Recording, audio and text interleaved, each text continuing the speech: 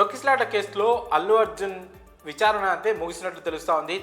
Chikkadpally police స్టేషన్లో ఈరోజు మంగళవారం అల్లు అర్జున్ అయితే పోలీసులు విచారణకు పిలిచిన విషయం మీ అందరికీ తెలిసిందే. అయితే దాదాపు 3 నుంచి 3.5 గంటల వరకు ఈ విచారణ చాలా వాడివేడిగా సాగినట్లు తెలుస్తూ ఉంది. మొత్తంగా ఒక 18 ప్రశ్నలు అయితే అల్లు అర్జున్కి పోలీసులు సంధించినట్లుగా ఇక్కడ మనకి సమాచారం అంతా ఉంది. వరుస ప్రశ్నలతో ఒక రకంగా అల్లు అర్జున్ అయితే పోలీసులు ఉక్కిరి బిక్కిరి చేసినట్టు తెలుస్తూ ఉంది. అయితే వాటికి సమాధానాలు గతంలో ఏదైతే ప్రెస్ మీట్ పెట్టి తాను చెప్పారో దాదాపు అవే సమాధానాలను ఇక్కడ కూడా అల్లు అర్జున్ రిపీట్ చేసినట్లుగా మనకు తెలుస్తూ ఉంది. సమాచారం అంతా ఉంది. అయితే అల్లు అర్జున్ అదే కొన్ని ప్రశ్నలకు అయితే పోలీసులు సంతృప్తికరంగా లేనన్నట్టు కూడా మనకు తెలుస్తూ ఉంది. అయితే మరోసారి విచారణకు అవసరమైతే పిలుస్తాం, అప్పుడు కూడా తప్పకుండా హాజరు కావాల్సి వస్తుందని పోలీసులు ఇప్పటికే అల్లు అర్జున్ అయితే చెప్పడం జరిగింది. అయితే విచారణకు తాను పూర్తిగా సహకరిస్తానని కూడా అల్లు అర్జున్ పోలీసులకు తెలియజేయడం జరిగింది. అయితే తాజాగా ఈ కేసులోనే మరో వ్యక్తిని కూడా పోలీసులు అరెస్ట్ చేసినట్లు తెలుస్తూ ఉంది.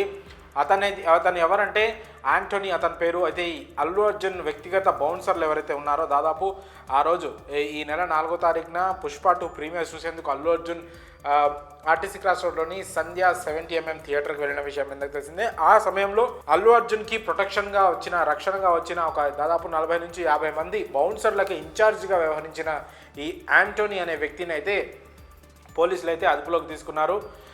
సో ఈ కేసులో అల్లు అర్జున్ A11గా ఉండగా మరి ఆంటోనీ ఎందులో A12 అంతకంటే అల్లు అర్జున్ కంటే ముందే ఉన్నారా, అల్లు అర్జున్ తర్వాత ఉన్నారా అక్యూజ్డ్ లిస్టులో అనేది మనకి ఇంకా తెలియాల్సింది. అయితే అటు మరోవైపు సంధ్యా థియేటర్ యాజమాన్యాన్ని కూడా గతంలోనే పోలీసులు నోటీసులు అయితే జారీ చేశారు.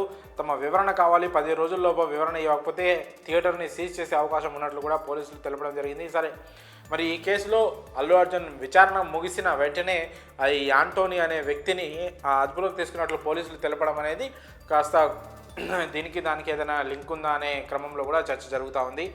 మరి చూడాలి ఈ అల్లు అర్జున్ విచారణ తర్వాత పోలీసులు ఎలాంటి స్టేట్మెంట్ను అంటే ఎలాంటి రిపోర్టును హైకోర్టుకి సబ్మిట్ చేస్తారు, బెయిల్ రద్దు కోసం ప్రయత్నిస్తారా, లేదా కేసు ప్రొసీజర్స్లో భాగంగానే అల్లు అర్జున్ స్టేట్మెంట్ని వాగ్మూలాన్ని తీసుకున్నారా, లేదా దీన్ని బెయిల్ రద్దు కోసం ఈ స్టేట్మెంట్ని వాడుకునే అవకాశం ఉందా అనేది చూడాలి. మరి ఏమవుతుందో.